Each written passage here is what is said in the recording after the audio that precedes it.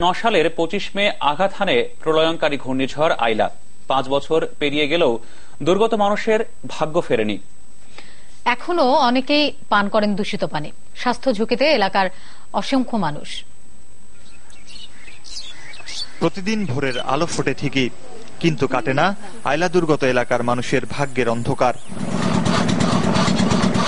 ভয়াবহ সেই প্রাকৃতিক দুর্যোগে সবচেয়ে বেশি ক্ষতিগ্রস্ত হয়েছিল সাতক্ষীরার শ্যামনগরের গাবুরা ইউনিয়ন। এখানকার 3টি ইউনিয়নে মারা যান 73 জন, গৃহহীন হন লক্ষাধিক মানুষ। এরপর সরকারি বেসরকারি তরফে তাদের কাছে কিছুটা সাহায্য মিলেছে বটে, কিন্তু ভাগ্য ফেরানোর জন্য সেই সহায়তা অপ্রতুল। কাজ কাম নেই, আমাদের দুরবস্থার ভিতরে আছে। এখানে কর্মসংস্থানের অভাবের কারণে শতকরা 30% লোক এলাকা ছেড়ে বাইরে অন্য ডিস্ট্রিক্টে চলে গেছে। সবদের বাইরে জমা জমি সব চলে গেছে, নিজের গায়ে খাই ভিটি বাড়ি ছাড়া আর কিছু নেই। আইলার পর এই অঞ্চলের জমিতে বেড়েছে লবণাক্ততার মাত্রা, মরে গেছে গাছ, উর্বরতা হারিয়েছে আবাদি জমি। আইলার পর এখন কোনো কিছু হয় না। আম গাছ, জাম গাছ, কাঠি গাছ, বহু গাছ আছে, এখন লাগাচ্ছি আমরা, কষ্ট করি, এর কষ্টের কোনো ফল হচ্ছে না। জমা জমিগুলি সব নদীর গর্বে এখন জুয়ার বাটা খেলতেছে, পেটে ভাত নেই। আস্তে আস্তে কোথায় কর্ম পাইছে, কর্মস্থানে যাওয়ার জন্য আমরা খুব চেষ্টা নিচ্ছি।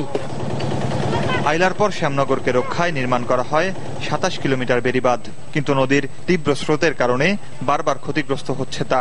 ঠিকমতো মেরামত না করায় জোয়ারের পানিতে প্লাবিত হচ্ছে ফসলি জমি।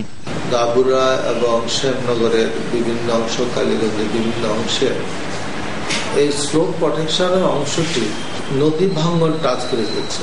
প্রধান সমস্যা হলো সেখানে ঢেউয়ের আঘাতে বাঁধগুলিকে টিকে রাখা যাচ্ছে না।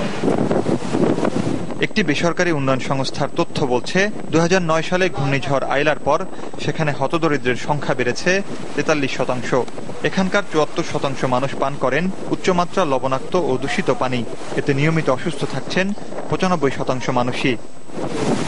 Desk report, Jamuna news. দর্শক, আইলা নিয়ে আরো প্রতিবেদন থাকছে সংবাদের পরের অংশে। সংবাদ সারা দেশে এবার একটা বিরতি নিচ্ছি, ফিরে এসে থাকছে